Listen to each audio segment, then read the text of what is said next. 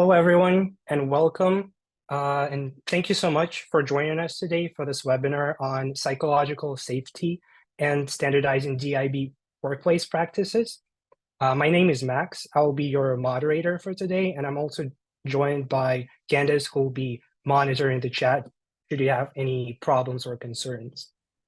This webinar is hosted by RGC and Team Synergy Global Consulting. And as for the agenda for today, we'll start off with a land acknowledgement. Then I'll pass it on to our speaker, Audrey, who will introduce the topic of the webinar and lead the discussion. And finally, we'll finish our webinar with a 30-minute Q&A session. In recognition of those who walked this land before us, we would like to begin by acknowledging the indigenous peoples of all the lands we are on today.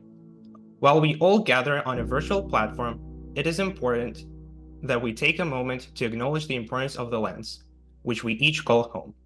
We do this to reaffirm our commitment and responsibility in improving relationships between nations and to improve our own understanding of local indigenous peoples and their cultures. From coast to coast, continent to continent, we acknowledge the ancestral and unceded territory of all the Inuit, Métis, Aboriginal, and First Nations people that call this land home. We acknowledge with regret that in the past, we have not lived in harmony with the indigenous people, and our relationship has not been one of true friendship based on honesty, generosity, and mutual respect. Let us all reflect and acknowledge the harms and mistakes of the past, and to consider how we are and can each, in our own way, try to move forward in a spirit of reconciliation and collaboration. We would also like to acknowledge that this webinar is being facilitated virtually on the ancestral territory of Anishinaabeg nations, the Ojibwe, Odawa, and Potawatomi, who collectively are known as the Three Fires Confederacy. We remember too the people of Wendat, who once made this land their home. Team Synergy Global Consulting and RGC Global Impact are committed to working in partnership with our indigenous peoples to restore wealth, health, and prosperity for those before us and proactively create equality for the people of tomorrow. We must protect the forests for our children, grandchildren, and children yet to be born. We must protect the forests for those who can't speak for themselves, such as the birds, animals, fish, and trees. Hi, everyone. First of all, thank you for being here wherever you are in the world. I know several of you are either up very late at night or extremely early in the morning, to some of our 4 a.m. visitors this morning. So thank you for being here. Thank you for registering. This collective that we have created for everyone is really with an intention of expanding the awareness and the knowledge of the impact that psychological safety can have in the industries that we're working in. We have a large group of people from the mining industry on the call today, and there are other industries that are going to be on this call.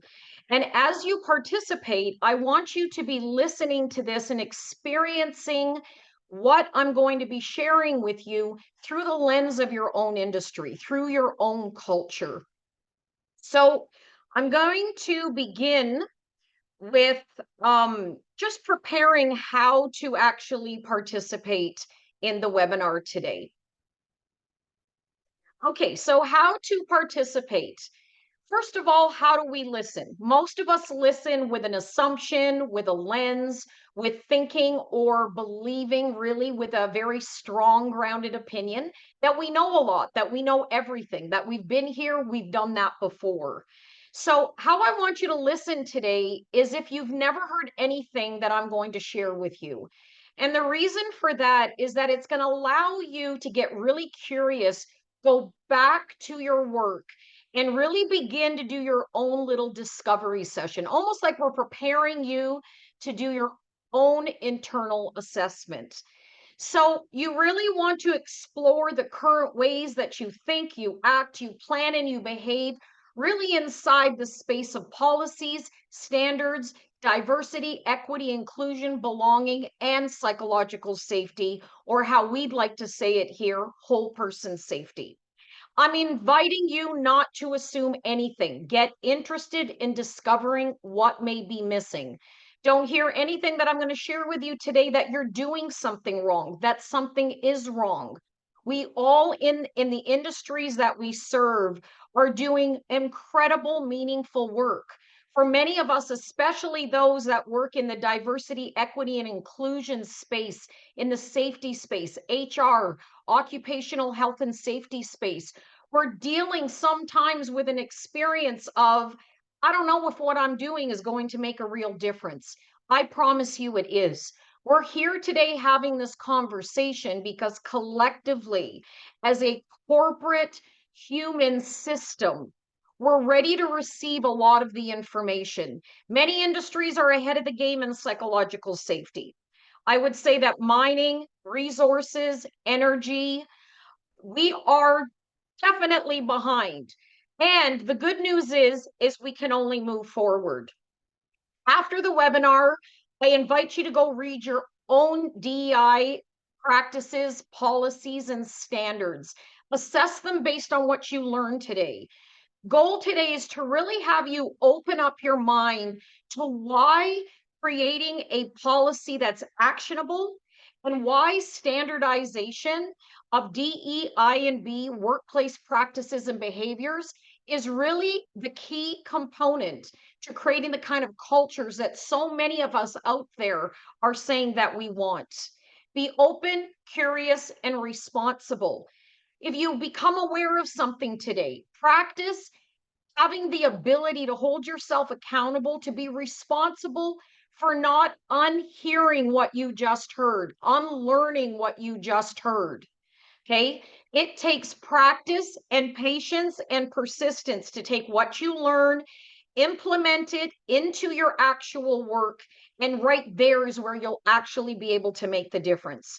As we move through this conversation today, I'm going to be sharing a lot with you, and I want to be responsible for that. I don't want to overwhelm you with so much, so pay attention to what you can. For the rest, make notes, create a follow-up list. You can always reach out to me after and say, Audrey, really didn't get that. Or when the recording is available, you can watch it as often as you want to really capture what you felt you may have missed. Write down any questions that you may have for the Q&A session. I will get to every question as much as possible. So today's webinar overview, moving beyond mission statements, creating actionable policies, standardization for accountability, and transforming culture. In order for us to create the cultures that we're all really striving for, all the work you've done up until now, some of us are having an experience that we're taking all these initiatives and it's not being sustainable, or we're not getting buy-in, or we're getting a lot of pushback. All of us are in our own dynamics in our corporate cultures today. What's important is you keep on moving and adapting to new strategies. Most of our missions, our goals in life, whether it's in work or out of work, never needs to change. Most of the time, it's our approach, it's the strategy.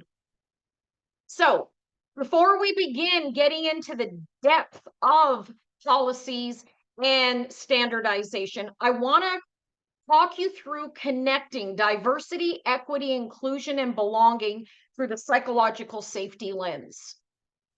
So what is the objective of DEI&B in the workplace? I'm going to take you through some simple basics. It is actually very simple what we're all trying to accomplish out there in the corporate culture. Diversity, equity, and inclusion strategies are simple. They are. The outcomes are possible. What we make complicated is the how and is the accountability around DE&I.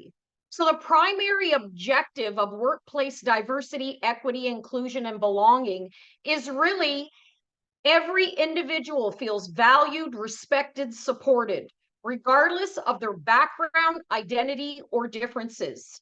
To create a workplace environment that leverages diversity as a source of strength, ensures fair treatment and opportunities for all, promotes inclusion and collaboration, and fosters a sense of belonging and community among employees.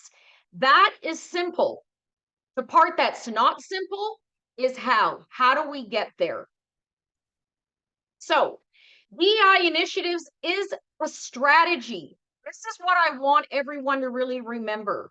There's a lot of emotion around this. Why? Because it's personal. It is very personal. As human beings, we've all had our experiences in life that make the conversation of diversity, equity, and inclusion extremely personal.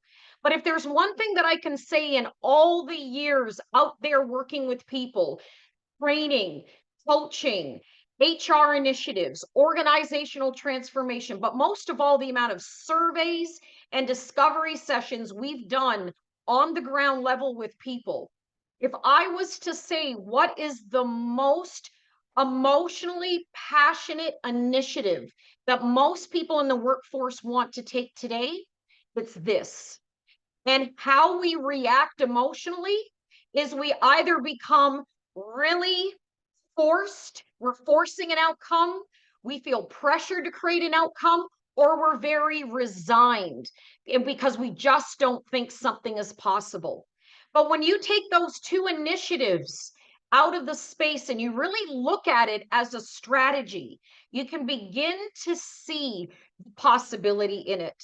So diversity, equity, and inclusion, the intention of it is to really create a more productive and innovative, positive work environment. And it is designed to benefit both the individuals and the organization as a whole. What I want you to really see, though, is that psychological safety is the foundational element that facilitates the effectiveness. And remember those words. It facilitates the effectiveness. It literally is the fuel that keeps the engine running. It's the fuel that keeps the car moving forward. And without it, all of that strategy, every approach you have is not possible. So let's go back from our first webinar. And if you've missed the first webinar, you can actually watch it. We have it on YouTube. Candice, you can put the link inside the chat for anybody that would like that. What is psychological safety? Psychological safety is a behavior concept that is recognized as a critical need of human interaction and human social systems. It refers to creating an environment that occurs to a person as safe. The most important words here are occurs to a person as safe, and not as a concept, but as a lived experience. Many of the initiatives that all of you are taking right now in your organizations, all of you and so many thousands more across the world, are really having a challenge in having it be sustainable. And for the most part, diversity, equity, and inclusion is a new concept. It's conceptual. It wasn't that long ago, really, in our time, that it was legal to own another human being. And now we fast forward a very short window, short period of time into the future, and we're having and using language saying diversity, equity, and inclusion. You want to get the way in which that exists and lives within the population of people, especially dependent on what country you live in the world. So how things occur to people is their own personal worldview. Every day we each bring to work, bring to our relationships, bring to our friendships, bring to everything we ever do in life, our past. And our past creates that personal worldview. Our personal worldview is a set of beliefs about aspects of our current reality that ground and influence all of our perceiving, all of our thinking, our knowing, and our doing. And this is very critical to remember, that psychological safety really is something that exists in the thinking. I either feel safe or I don't feel safe. This either occurs safe to me or it doesn't occur safe to me. So psychological safety is a real lived experience. It lives and exists out there in the world, from you over out into the world. And that lived experience is when somebody feels safe to take risks, voice their opinions, express their thoughts, report an incident. We have something called speak up cultures. But if you don't feel psychologically safe, why would you speak up? Many times when we're doing our cultural surveys, one piece of data that we collect that's very common across the board is a comment that sounds like, what's the point of reporting? They're not going to do anything about it. Or, what's the point of me sharing what happened? I'm afraid to lose my job.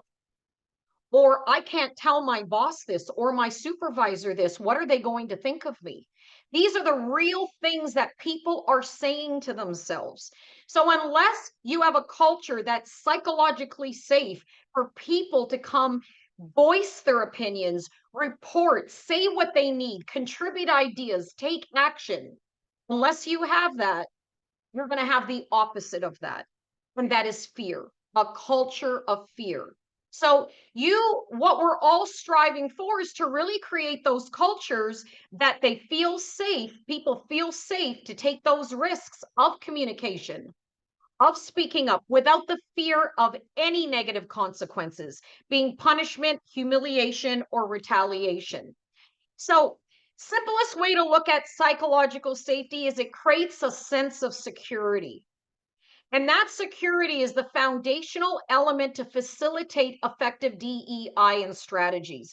How can we hold people accountable to a strategy where we want everyone to feel that they're included, everyone to know that they have equitable access to knowledge, to opportunity, to roles, to grow within a company?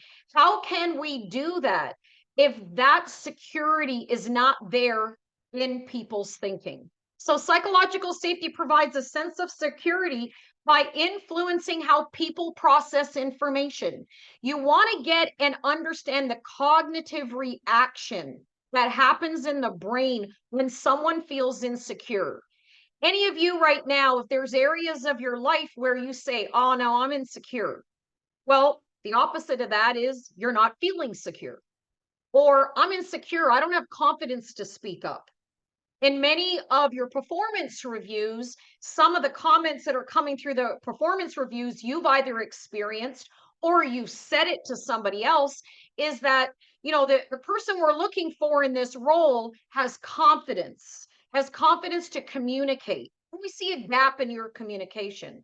Well, most of the time that gap in that communication is they don't have a sense of security. There's something there in the experience, in how the workplace occurs for them as a real lived experience where they have an insecurity. Okay, so for that reason they perceive things as threats, and then the decisions they make in the workforce are not necessarily the decisions that are in line with many of the organization's values and strategies. So this sense of security can have a profound effect on the cognitive functioning, your attention, your memory, your problem solving, your creativity. And these are all very critical to participate in DE&I initiatives. We really look at some of the initiatives that we're putting in place. And if you really remove yourself from the check off the box type of view of looking at some of these initiatives and really getting in to the shoes, into the world of another person, and start looking at them from their perspective. What does life look like from their eyes? You'll begin to see that unless you are focused, unless you can really know what's a threat and not a threat and make decisions for the full well-being of everybody, it's going to be hard to hold people accountable and to be responsible for yourself for microaggressions, for things that like biases, unconscious biases. So this security is a very critical part. Now, when we have an environment that occurs for people as psychologically unsafe, a person will not trust themselves to speak up, and cognitive dissonance and fear kicks in. This is very important and rarely spoken about. Okay, so cognitive dissonance is really the confusion. It's the discomfort that human beings can feel when they hold on to an opposing and conflicting belief or value. And they really begin to question themselves. Something could have happened and it may occur to them as invalid, or they may feel misunderstood, unseen, question if their experience was really real or valid. For the most part, it has them feel rejected. It contributes to the experience of being excluded. So if you read some of these quotes, like, this doesn't feel right, but everyone else seems to think it's normal. If I speak up, I might be seen as not fitting in or being too sensitive. I might be overreacting. They probably didn't mean it the way it came across.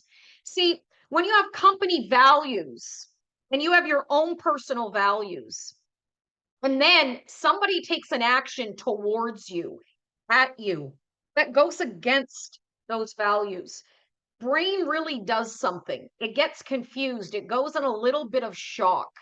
You may not have an ontological reaction all the time, meaning it manifests itself in the physical form on your body. But for the most part, it does. And it can actually look like freezing. You're just pausing, you're freezing. And you're reminiscing in your mind, what did I just hear? What just happened? These things are real for people.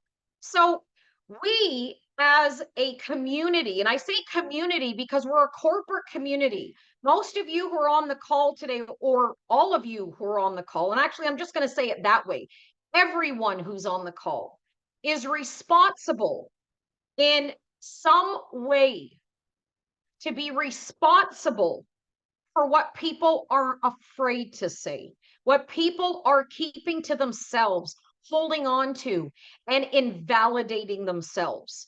So we really authentically, genuinely want a speak up culture. We need to get interested in what's not being said.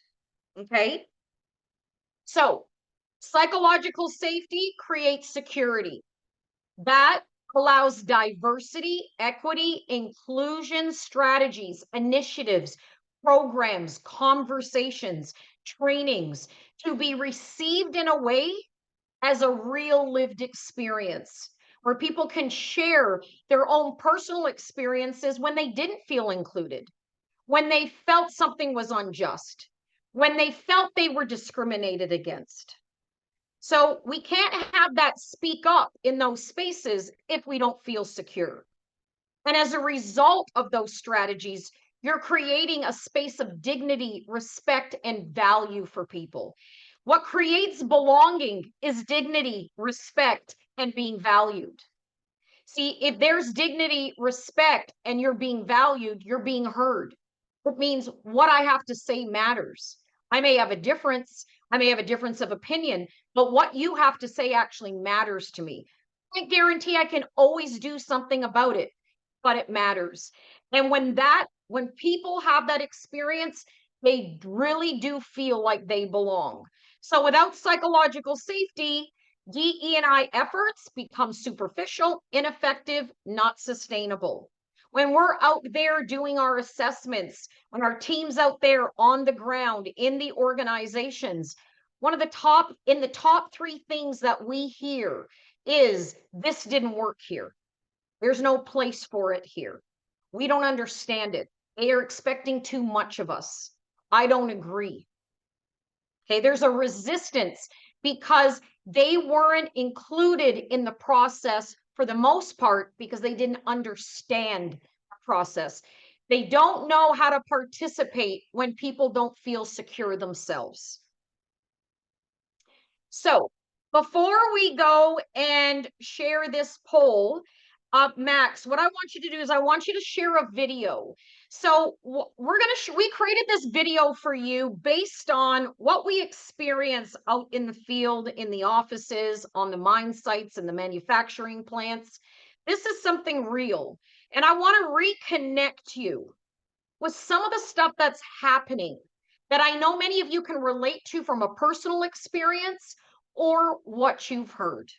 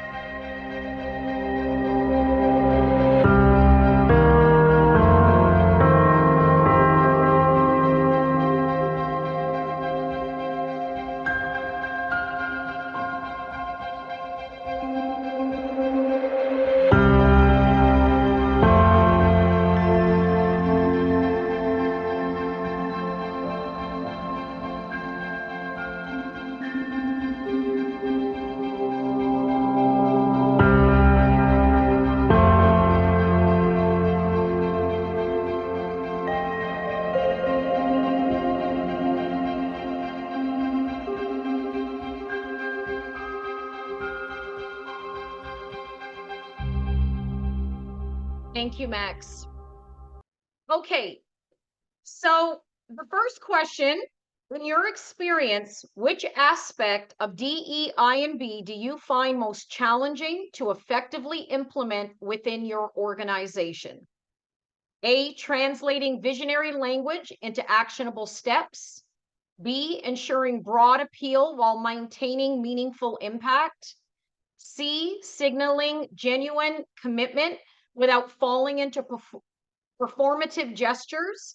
D, measuring the impact and progress of DEI&B initiatives.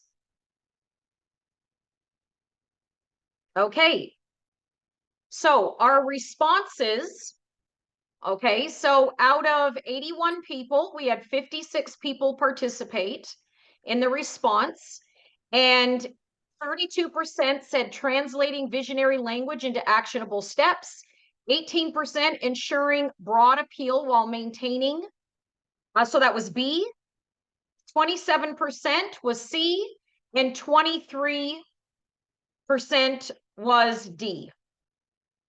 Okay. So we've shared those results.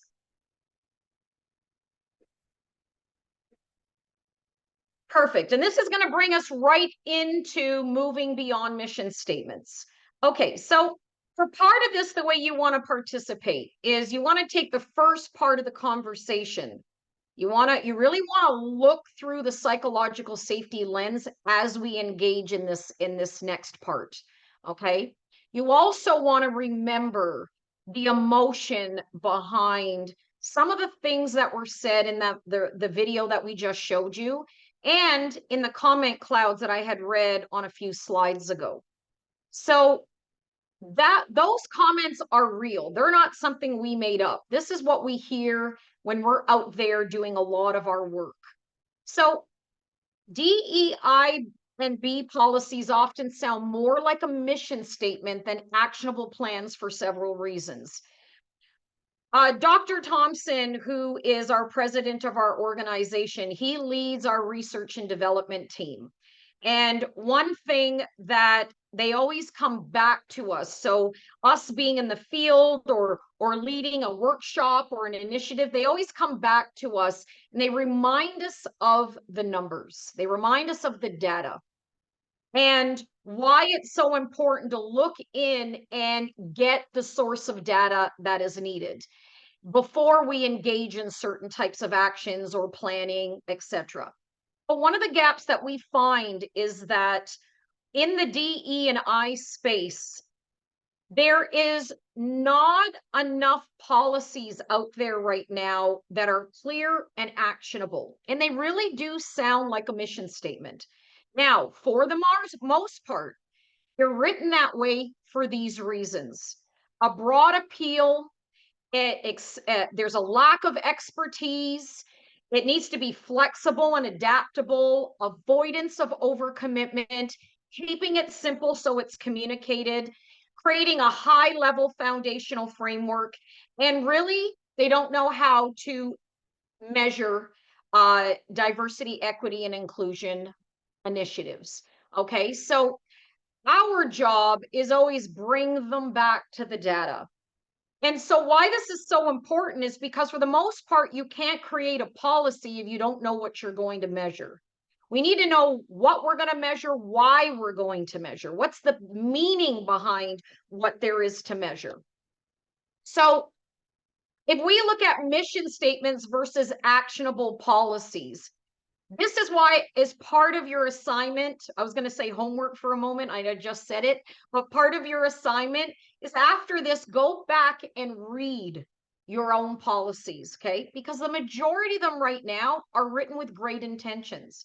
Yet those intentions do not always translate in a way where the entire workforce are aligned and moving as one. And remember that, the entire workforce, not the diversity, equity, and inclusion team, not just the leadership, not just certain work levels, not just the health and safety and HR department, the entire workforce, right?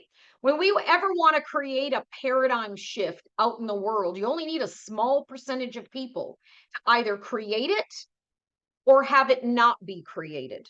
And that's what you got to remember. That small, little, tiny amount has a bigger impact than most people believe. So when we say the entire workforce is aligned and moving as one, when you're ensuring that everybody's part of the process, then you're moving forwards to full alignment.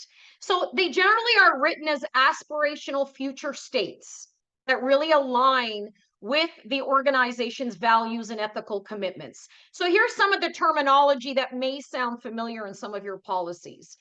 You want to pay attention to the words I've underlined. Committed to fostering, cultivating, and preserving a culture of diversity, equity, and inclusion. Create an environment where all individuals feel respected. Encourage a workplace that reflects the diverse world we live in, recognizing the value of diverse cultures, backgrounds, and perspectives. These are aspirational future state statements. They're a mission. It's something to work towards.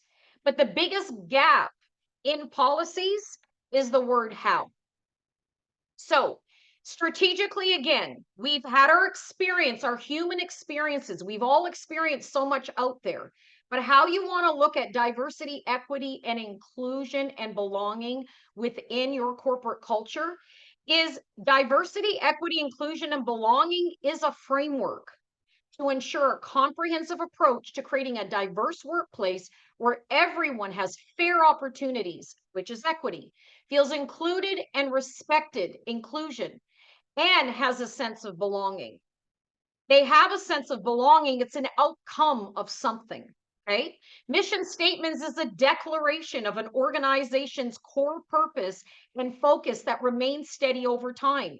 The three samples I shared with you in the slide previously is more a mission statement driven type of articulation. Okay, actionable policies, specific strategies and procedures designed to put the organization's mission statement into practice. So before we go on, we're going to do our next poll. What do you consider the most critical element in developing DEI&B policies that is essential to ensure accountability within organizations?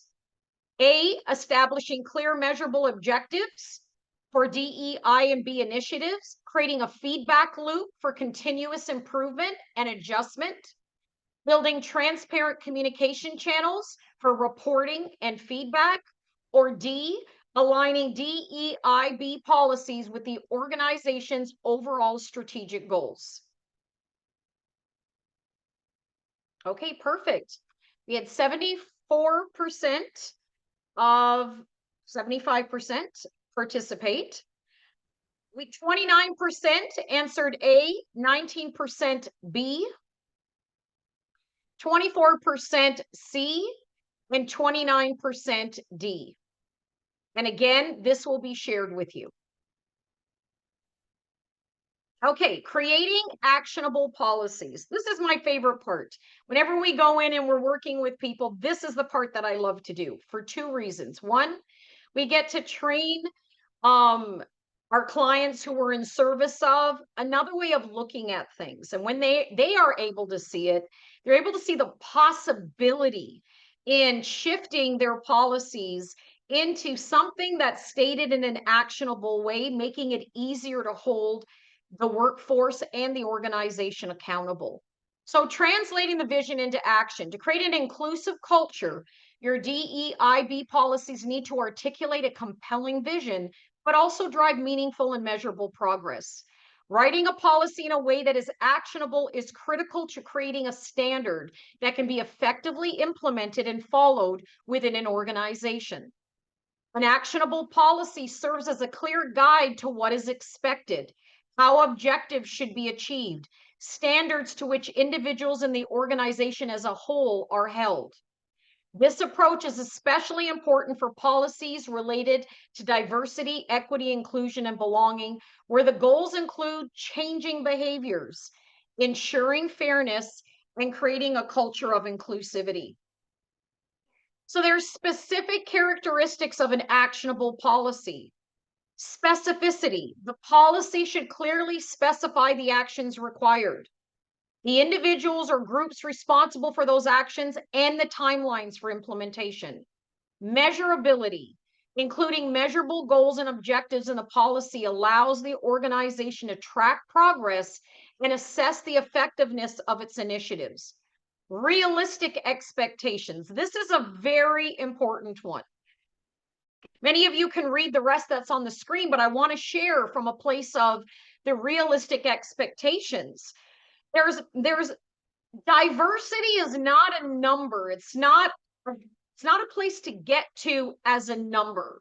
Like, I have to have so many people in this specific gender or race in this role, or I have to have this amount of people initiating and accepting this type of training that we're doing. We can't force inclusion on people. And this is something very important to remember. We all have those biases. We all have those views that have been deeply implanted into our brain, in our memory, that are not going away. For many of us, we can reflect on them to go, is that responsible for me to have this point of view, or is it not? And if it's not, how am I going to change it? But a lot of times from top down, from corporate, there are these expectations that we are going to be doing this. It's rolled out on a press release or an internal communication, and then the workforce receives it like this is an expectation that I have to do, on top of every other thing that they have to do, okay? And this is why part of an inclusive culture is having people included in the development of the process.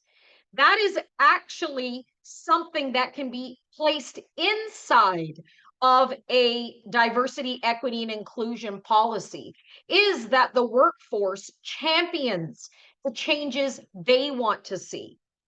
The types of policies that are created can't be a one-size-fits-all initiative. For many organizations, especially who's on this call today, you have locations all over the world. The cultures in many parts of the world are different, very diverse, from nationalities to languages, right? People speaking multi languages. We cannot have these expectations put into a policy for every single organization to go the same way, to be viewed at the same way. On top of it, if we look at linguistics, so linguistics is the process in which we use words to communicate, but the context behind each word that was used to formulate that sentence. So there is a lot of why behind the why in many of the sentences. So if we go back to realistic expectations, if we look at something like uniform policy, we do a lot of work in this space where organizations today, especially in PPE, really want to look at the uniform to be something that is inclusive and diverse across the board. They want women to have uniforms that were designed for their bodies.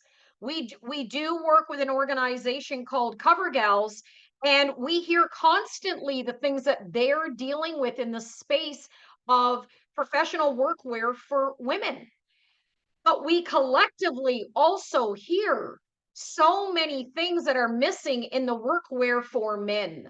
So one of the things that we generally suggest to our clients is not just inclusive wear, but mindful wear. Let's be mindful of how we're designing what people need to wear every single day that gives them that sense of security and has them feel psychologically safe. So when we are creating these actionable policies, we need to be inclusive in the languaging also of those policies. So we look at making the mission a reality. So again, there's nothing wrong with placing that style of communication, written communication in your policies. And you need to make sure that within those guidelines of that policies, there is an extension of the how. So now when you start off with a policy, you have something to build your standards on and hold people accountable for. So the wording, provide fair treatment, access, opportunity, and advancement for all employees. Ensure that hiring practices are equitable and free from bias. All employees are expected to uphold the principles of this DEI policy. Leadership and management have the added responsibility of leading by example and ensuring the policy's implementation and success. We go over just to that one alone. We look at the languaging, and this is an example of a policy. So we look at the wording in this. All employees are expected. Expected is a very powerful word. Yes, it's in a policy, but how do you expect them to do it? Leadership and management have the added responsibility. So not only do they have the expected to uphold all principles, that they also have the added responsibility of leading by example. Most of us on this call today will say, well, yeah, but that's just normal. That's what we should do. We all lived in the world of shoulds. Nothing would ever get done. We cannot make those assumptions that they should do that and they should do that. That literally is leaving that person feeling made wrong about something. And then if you add in span of control, especially in most of the industries that we're working in, how many leaders, many of you on the call today, are expected to deliver on the organizational goals, the monthly KPIs, your own KPIs, and the day-to-day, and what? You're supposed to be behaving and leading in a way that's responsible and inclusive and mindful, respectful. Okay. So we've got to get that human beings are not machines. We need to help them in the process, especially inside behaviors and practices. People are not going to learn a new behavior and a practice and a skill and be an expert tomorrow. They need to practice it within the field at work. That's the power of the work we're all in. We get to actually put it into our organizations and practice that day to day. But the only way people are going to practice if they're held accountable. Okay, so we want a real collective action in our policies. If we look at the guidelines, we look at the first statement that's in italics: foster an inclusive culture that encourages collaboration, flexibility, and fairness to enable all employees to contribute to their potential. It stopped right there. For the most part, when you go back and look at your own, you were just to add the words through our. Most of you have so much in place already. You've done such great work. You just got to connect it all. So if you're actually going to claim and have a policy, when you have a policy, remember, people can get terminated if they violate a policy, right? So we must be also responsible that in our languaging and how we're writing these things, that they must be adaptable for people. They must be possible. They must be understood. And again, most policies are written in a context that not every culture will actually understand. So our last poll, in your view, what is the biggest challenge in standardizing DEI&B practices across all areas within the organization? Developing clear metrics and accountability mechanisms, training and educating staff consistently across the organization, addressing resistance to change within the organization, ensuring leadership buy-in and commitment at all levels.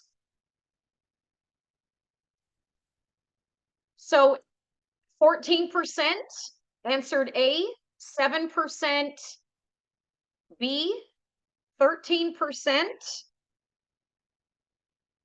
C, 14% D, and 52% all the above. So standardization for accountability. So whenever we walk into an organization, invited to. Like to walk into every organization if we could, but once we're invited into an organization, we take them through, especially in the psychological safety space, we take them through our own model called the 6 critical human safety zones. And whenever we assess psychological safety or all these areas of an organization through the psychological safety lens. But where that came from was really understanding human interactions with human social systems. So if we just look at one standard that all or most of you would be aware of, it's the ISO standard. And this specific standard speaks to psychosocial safety, which is the management practice that prioritizes organizational policies, procedures, and practices to protect workers' psychological health and safety. So many times people are not clear how they can get approved budgets for diversity, equity, inclusion initiatives. They don't know how to fit it into certain areas of the business and really be able to measure the return on the investment. It's a big conversation or frustration, I would say, that we hear for the most part. But if we were just to simply connect it to something like our ISO standard that clearly says and speaks to psychosocial safety and its impact on psychological health and safety, if we were just to look at that, when we assess an organization, we look for psychological safety hazards within these areas of the business. And these are some of the hazards: job demands, low job control, poor support, lack of clarity role. If we just look at those top 4, actually, let's add poor organizational change management. If we look at the top 5, not the obvious, well, obviously the obvious of bullying, harassment, especially sexual harassment, gender-based harassment. If we look at the top 5, Many people don't realize that has anything to do with psychological safety. But for anyone that's on the call, that you're a planner, you need to know things, you need to organize yourself well, no matter what you're doing in life. When you don't know something, it causes you stress. Not knowing is as stressful sometimes as knowing things you really wish you didn't know. So we need to always really take that into consideration. And that is an identified psychosocial hazard. Okay. And they cause psychological harm. So when you're creating standards, and or if you're someone that wants to relook at your policies right now and your standards, how to elevate them in a way to really drive the culture and have your diversity, equity, and inclusion initiatives effective and begin to implement psychological safety within the culture, you need to be able to match standardization with accountability. The only way to hold people accountable is to standardize it. The only way to have a standard of anything is it needs to start with a policy. So everything is connected, right? Standardization really creates a clear way of communication, a undeniable way of everybody doing everything the same way. We might have our own creative expression around it, but standards is like a framework. We operate as human beings within a framework when we have a standard. So when we are talking about organizational workplace practices and behaviors, if you want your values to be lived within the culture and not just something that's on your website or on a poster in your camps, in your hallways, in your office, and you want it to be a real lived experience, you need to ensure those standards are developed from your policies, because the policy is the thing that anybody can go back to and say, you did not follow our policy. So when we can use policies as a way to, at times, demote people, promote people, advance them, or not have them work there anymore, let them go, we need to be able to hold them accountable to something. Okay, so standardization plays a very crucial role in enhancing accountability. So here's our last survey. Which aspect do you believe is most critical for achieving authentic and sustainable cultural transformation within an organization?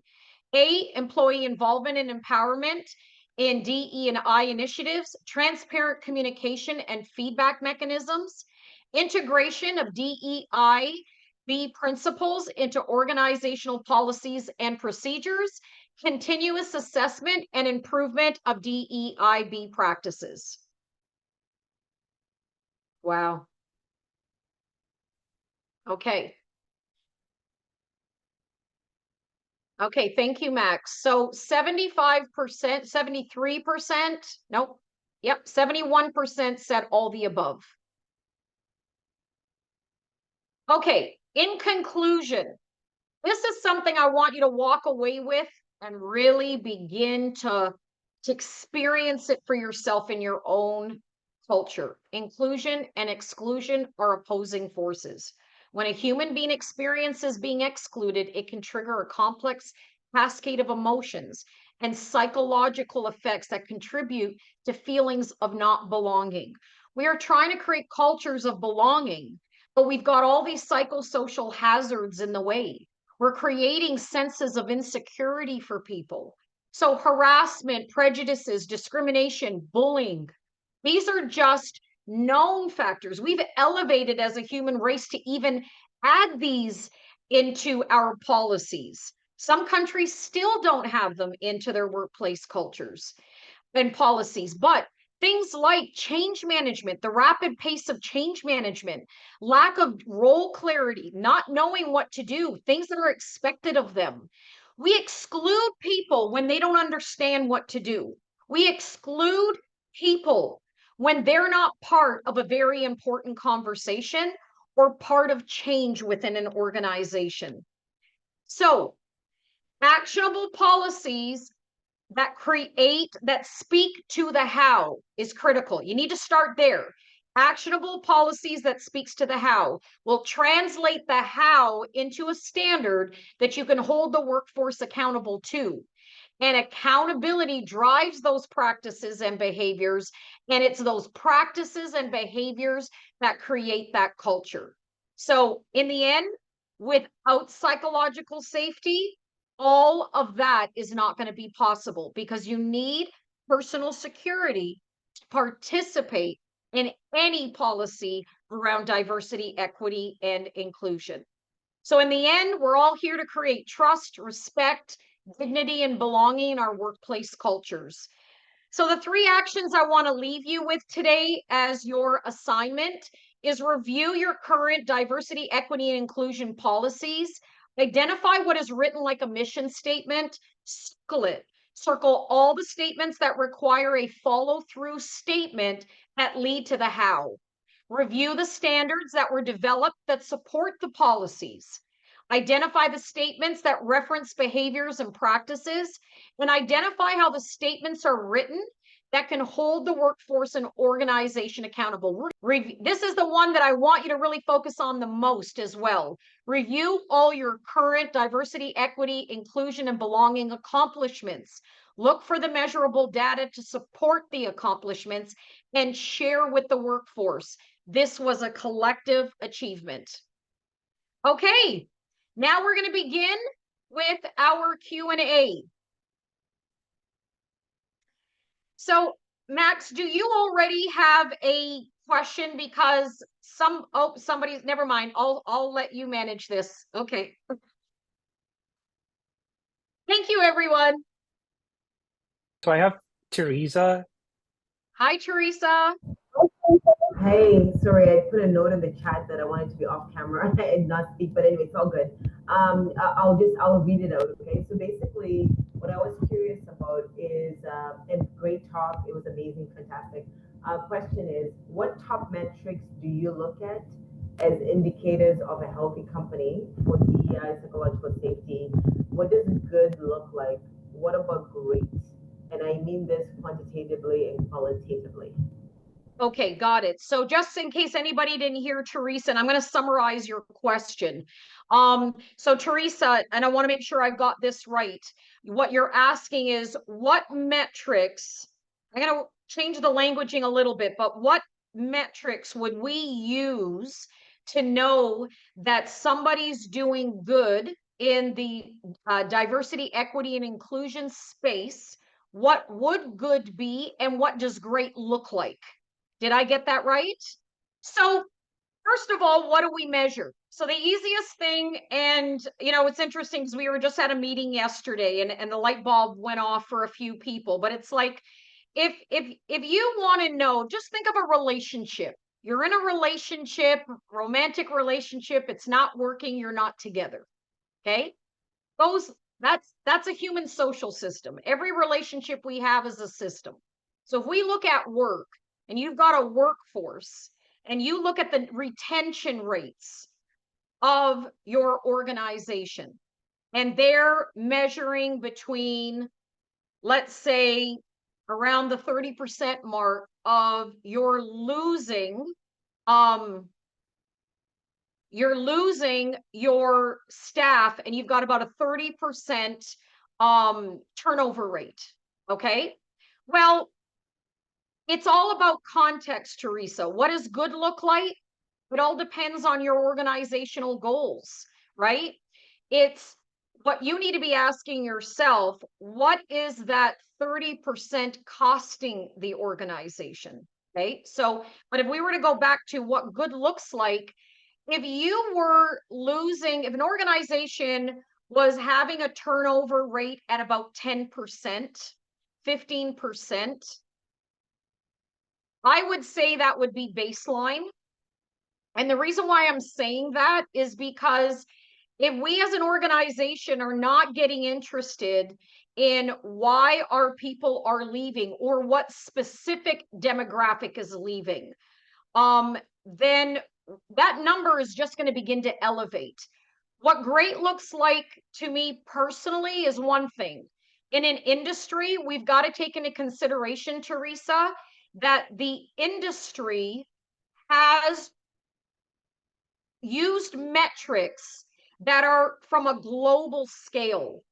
And when we use those demographics from a global scale, and you want to get interested where the original metrics or baseline measures came from, they came from certain generations. What did it look like? Okay. We're moving into a very different generation. Okay. So when you look at a number like 5% turnover rate, to some new people coming into the organization, they're going to begin to ask that question. 5% to some people is a risk. I'm not going to work there, right? I'm not going to take that chance. That's too much of a risk for me, because what does that 5% compound to? How many hundreds or thousands of people does that 5% represent? So I invite you, the standard number of what's a baseline and what does great look like is not something I would want to answer, because my view of great is going to be different than another organization's view of great is. And that number really needs to be tied in with the values of the company and with the policies of an organization. Okay. But with that being said, one of the things that, or several things that you can measure is your retention, really your turnover rates. You can look at your sick leave. HR hopefully can be able to capture the data of how many people are taking time off for sick leave for mental health reasons. Okay. Now, I know we don't always have to give that information, but there is areas of the organization that you will know where you can get this information from. But one of the metrics you want to be looking at is sick leave. Okay. And that will tell you a lot in terms of there's either physical injury or mental injury. It's kind of almost simple to know which one it is, because if it's a physical accident, you know it's a physical accident. If it's not physical, it's mental.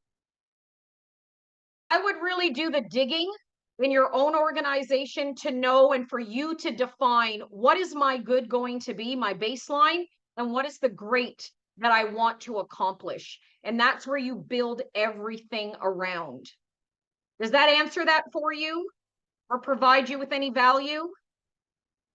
Yeah, no, thank you. Just yeah, no, I was just reflecting on what different companies would, what we could holistically as different industries. Some people look at their safety data, you know, that kind of thing. But I was just always curious if you had any metrics in mind. But thank you.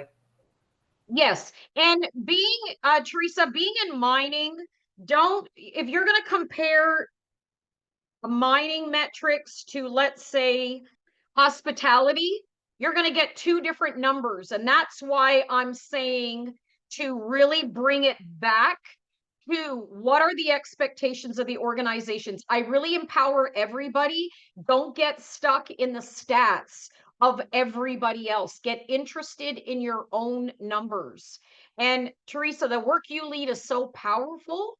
That curiosity is going to lead you to the numbers that you're going to be looking for. But again, retention rates, turnover, mental health, sick leave, succession planning. How often are the employees meeting the timelines and delivering on that succession planning? That's another core area. Okay, good. Okay, Max, the next question.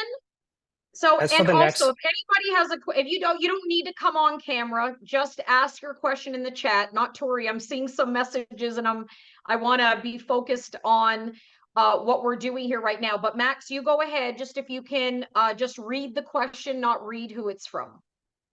yeah, so the next question is, you can't say yes to every idea.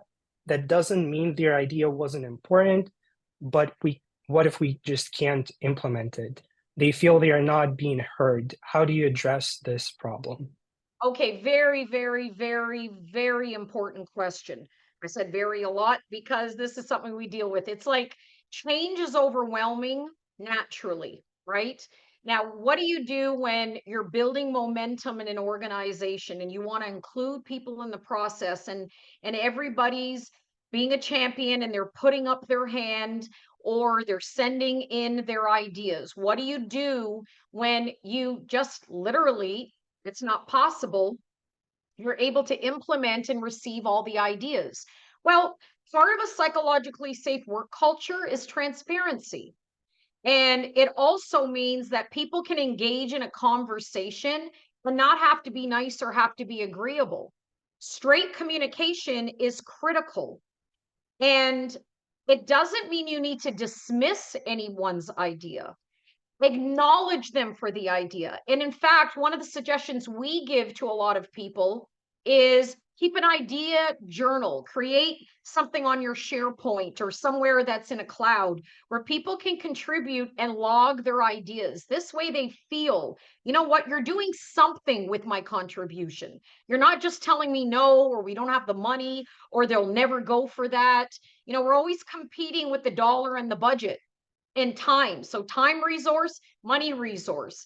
But if you were to create the experience for your teams to create idea journals, it's something that as a supervisor, you can go back to and reflect on, because not every idea needs to happen right now. There are ideas that can be implemented strategically. So one of the structures or ideas you could do is that you create this idea journal, and every quarter there's a review done of the idea journal where it's captured somewhere, it's in existence somewhere, so it's not lost. So people have the personal lived experience that, wow, they captured it somewhere. It's not just disappearing with my thoughts. And then every quarter, you review those ideas and you collectively come to a decision. Which ideas are we going to implement now? Right? And that I think would be a very inclusive approach to be able to have somebody feel like they're heard. And at the same time, not every idea has to be implemented. That's impossible. Okay. But there are as many similar ideas that you can compound together that they're all included in that one bigger idea. Okay. And that, again, that creates a space of inclusivity for people and innovation. So I hope that provided you with value. Okay, next question, Max. So as for the next question, it says, oftentimes we need a mental health break. How can a company incorporate that and recognize it as some kind of sick leave? Okay, so again, this goes to policy. So I understand there right now are policies out there for organizations that don't see mental health as a necessity, like time away for mental health. Having any kind of psychological illness, mental health breakdown, stress, anxiety, whatever those outputs are of your human reaction to what's going on in your environment, it's going to take us time to move into a future where that is going to be looked at just as important as a physical illness. And as Pamela said, there's a lot of things that people are dealing with that we can't see. You can't see maybe when you're looking at somebody, but you can see in production and performance. And if you really want an organization to begin to move and acknowledge mental health as a very critical component to a culture, then you're going to have to show them why. This is where data-driven decisions are very important. So if you want to look at an industry, for example, we're in mining, and mining is one of the most hazardous industries to work in the world. And when you're working in that environment, there's physical hazards, there's emotional hazards. Your family has to share you with everybody else because the time you have for you is very minimal.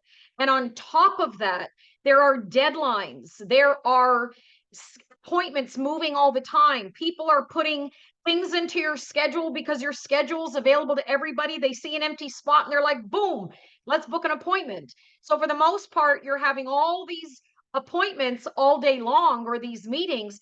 And when do you have time to actually do work? Okay, that contributes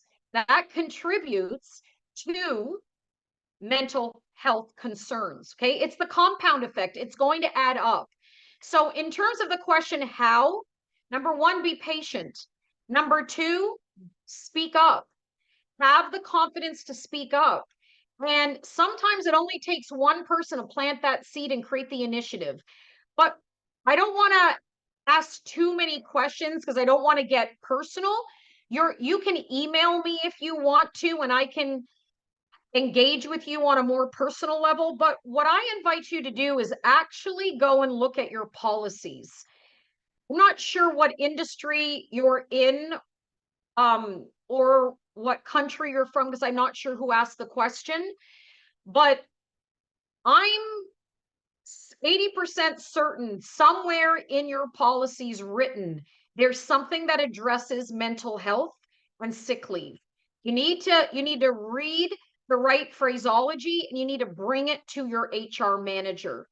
And even if there isn't a policy, this is something that you need to go to your HR person or your supervisor about, and give them an explanation why this is important to you.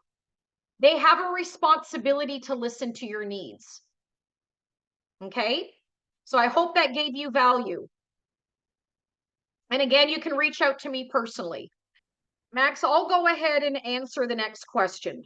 Okay? Sounds good. Okay. Yep. So one of the common questions I was receiving. So before the webinar started, I was getting a lot of emails in terms of asking questions around how do I really develop a meaningful policy that's going to create meaningful change and continuous continuous and meaningful progress.